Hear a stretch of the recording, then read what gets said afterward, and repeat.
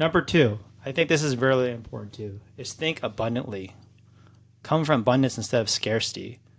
And so, Mark, what is a scarcity mindset? We all can relate to that. What's a scarcity mindset look like? I'm so glad you asked me this question. Um, I don't know if you remember Lord of the Rings, but I'm a huge fan of Lord of the Rings. Oh, I And didn't know that. Wow. scarcity, uh, one of my favorite movies. I'll watch the whole series beginning to end on a Oh my God. Saturday, and My wife loves that too. that's a great day for me. um, but there's a character in that series that embodies scarcity mindset. And when I say that, I'm sure that rings a lot of bells for a lot of people. But Schmiegel, right? Mm. My Like, precious, my precious, right? That guy? my precious, Oh yeah, dude. Oh my God, it's good. Master. Okay, I'm done. Like, wow, you're good. Your voice, you should be But like a voiceover guy. that's what they say. I used to do a lot of prank phone calls in high Oh school, man. and that my friends were like, I met Elijah Wood at a party one time, and I posted on Facebook, and everyone was like, "I hope you did what we hoped that you would have done in that situation." That's I funny. totally did, yeah. But anyway, um, so yeah, yeah, Schmiegel. So Schmiegel is this character who falls in love with the ring, and the ring represents power, represents authority, all these abilities. And for him, he doesn't want to share that with anyone else. It's it's his, right? Because he feels like sharing that with anyone else, if anyone else got a hold of it, then, it's not going to be his anymore. There's Mm. only one ring, so there's not enough power to go around. So he has this very scarcity mindset. So he does all these things to kind of like coerce the hobbits into, falling into a trap, getting eaten by a spider, or he convinces Sam and Frodo to argue, blah blah blah. But basically, he does all these conniving things because he has this scarcity mindset that he has to hold on to this thing, right? Because there's not enough of them. But the reality is that that ring is just, a metaphor, really. It's just a metaphor, and it his character, is a part of all of us, really. That's why that character Sure. resonates with so many people, because it's a part of all of us. All of us, when we get in power or in a position like that, um, we feel like, well, someone might take this from me. Hmm. Someone might, come in and take my resources, or someone might do better than me, and that's gonna somehow make me less.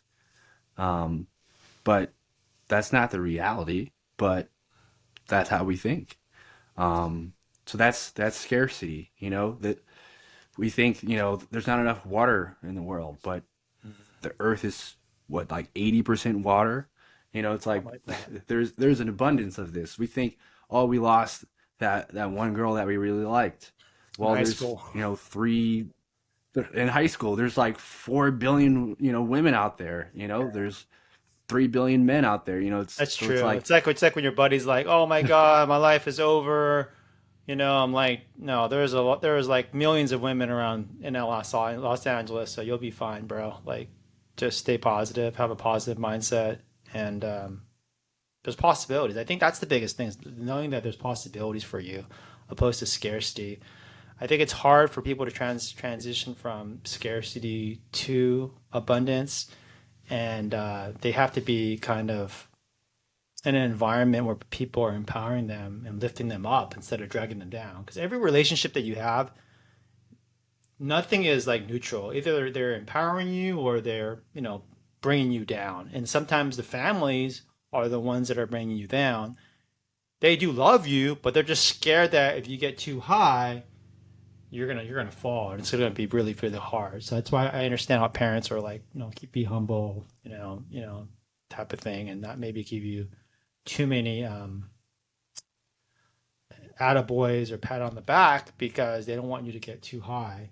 It's kind of like Asian culture. I'm Korean. Like my dad, that's that's Shakespearean, for dude. me, like being Korean, Like he'll never tell me that like he's proud of me or whatnot.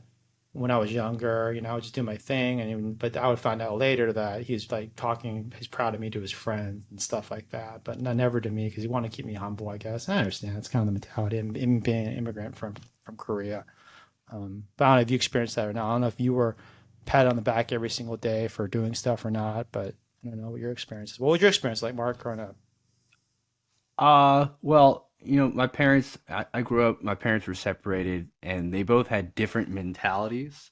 So it's like I got two extremes. Like my dad was very kind of like your dad. Didn't really want to pat you on the back. My dad was a Marine. He had to work really hard to get where he was at, and he always had kind of like a chip on his shoulder. And for him, it wasn't about pats on the back. It was, this is what you're supposed to do. Like, good job. I mean, but this is what you're supposed to do. And the bar was kind of very high with him.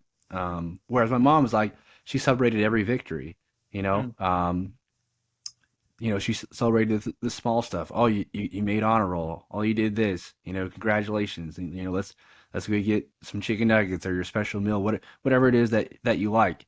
My dad, my dad was kind of the opposite. He's like, he only celebrated the larger victories, which, Yeah. it's good to have kind of both. I don't think there's a problem with either. Some people respond in one way, some people respond the other. I kind of found myself in the middle. Sometimes I was like, kind of like, I found myself like as a disciplinarian like my dad sometimes, but sometimes like I had that more loving part of myself like my mom. And I think learning from both and going through experiences myself, I found that you just got to be somewhere in the middle, honestly. Yeah. My mom was like so loving. My mom's like the most, she's like an angel. My mom's like an angel. She's so loving and so proud of me, and like your mom. And my dad was a little more cautious, I think, a little more scared. He don't want me to fall too much. But I love my dad. I'm so close to my father. I think the best father ever. I can't ask for a better father. But yeah, okay. So abundantly is important. I guess that's the experience that you had through your parents. But if you had could you imagine if you had two negative? I mean, not negative, but two people who were on the extreme of not giving you any type of affirmation in your Yeah, life? It'd be tough, right? Like, just it would be man. difficult. And I think a lot of people grow up that way. If you grow up like maybe in socioeconomic situations where both people are not doing so well, it's hard. Like to be such a positive and joyful person. Like, I mean, they've gone through a lot in their life. It's like, hey, man. If you've never seen abundance, it can be very difficult to open your mind to something like that. Um, because if all you know is scarcity, I mean, it is challenging, and it's easy for certain people to say, oh, all you got to do is pull yourself up by your bootstraps, but for a lot of people, that, I mean, No, dude, yeah, that's it's a BS. challenge. Yeah, it's a challenge, dude. The challenge, yeah. That's people who are like who've had life pretty easy, or they've had a lot of support where they can say that. But some people have no support at all, financially, emotionally, no family. I mean, there's people on the street right now. We're in Los Angeles, so many homeless, but like a lot of these homeless people, they just don't have support. They don't have family, and they're by themselves. I mean, I have a lot of compassion for people who are homeless because I lose my job. I don't know if I can pay my mortgage, and I exhaust on my retirement. I think we're all like one incident from being homeless. Like one thing can make you homeless. So I think people have to Yep. be empathetic to that and be realistic. And when I was in college at Berkeley, there was like a professor that it was a mental health issue. He was a professor at Berkeley. He was like homeless, which is insane. It's like one of the brilliant minds, and just and mental illness too. Another thing, Wow. um, which is another thing. That's another topic we can go into. But let's talk about mindset. So some of these people have compassion for them, and you're right. Picking yourself up your bootstraps is not. Some people can do it. Some people can't. But I say just find better relationships. I think that's what I think. Think about it. Find people who come from abundance or feel like they think that way, even though they don't have abundance around them. They think that way, and then that's the uniform. They're going to change you and influence you. I think it's the people. It's cutting people, relationships out of your life who think with a scarcity mindset will help you be even neutral and eventually, hopefully, come from abundance eventually. It's the relationships you have, the toxic relationships you 100%. have, because 100%. you don't want to be alone. Misery loves company. Miserable people want to hang out with, they want to make other people miserable because they don't want to be the only one. So I cut a lot of people out in life that are just completely negative. I just can't handle that no more in my life. Like I don't have time, or like I just really, really have no empathy for people who are super like just toxic and negative. I just can't have them in my life. It affects me. Eventually, it will affect you eventually if you be around it constantly. And I had to make tough relationships. I had to Man. cut friendships. Then I'm like, what are you bringing to this relationship? I mean, as you get older, time is a scarcity. When you're young, you have so much time to hang out with everybody. When you get older, you're like, I only have a couple, 1 or 2 days of the week, and I'm very, very selective of who I hang out with. And when you only have 1 or 2 days a week, or maybe one day a week, you know, you're going to be very selective of who you hang out with. And that's how you grow apart with some of these friends. It's like, you just don't see, I hate to say it someday, you don't see a value proposition there where it's like, I'm not saying you're going to help me grow my business. Maybe you will empower me with my faith, encourage me, or be someone to be there with me during a tough time, having a lot of compassion. But you have to have some. You have to be bringing something to the table in the relationship. If people are Yeah. not hanging out with you today, there is a reason why. And I think I hate to say this, it's tough talk, but it's a value proposition. What do you bring to the table? Because if you're bringing a lot of value to people in your life, they're going to be calling you, want to hang out with you, and grab dinner and grab a drink, and come by your house. They may drive half an hour to 45 minutes. If that person's not driving an hour away from to see you because you moved to a new neighborhood in the suburbs and you left LA, maybe just you were there, you're convenient, you're close. Opposed to now, I got to drive an hour and deal with that. It's not really worth driving out to see you. And I hate to say that. It's tough to Yeah. say that, Yeah. but that's the truth, man. Because That's like in the the Bay reality. Area, everyone's like 30 minutes is a long time. Like LA, not a big deal. 30 minutes, whatever. But like in the Bay Area, driving an hour to see someone is crazy. It's like hour 20. It's like, oh, that's far, dude. Like I'm not going to drive to Sacramento for one. Like unless you're my That's a whole boy, nother city like here. unless it's like a birthday Yeah. party, I have to go. I feel obligated to attend. But like just to hang out on a Friday or a Thursday, like no, I don't think that's going to happen, unfortunately. No. So number two, think abundantly, cut bad relationships, and sometimes better to be alone than be around toxic people. Right? I've told you that before in the past, Mark. Sometimes you got to cut all your Yep. friends. It's brutal, man. It's like Yep. spring cleaning. Cut everyone.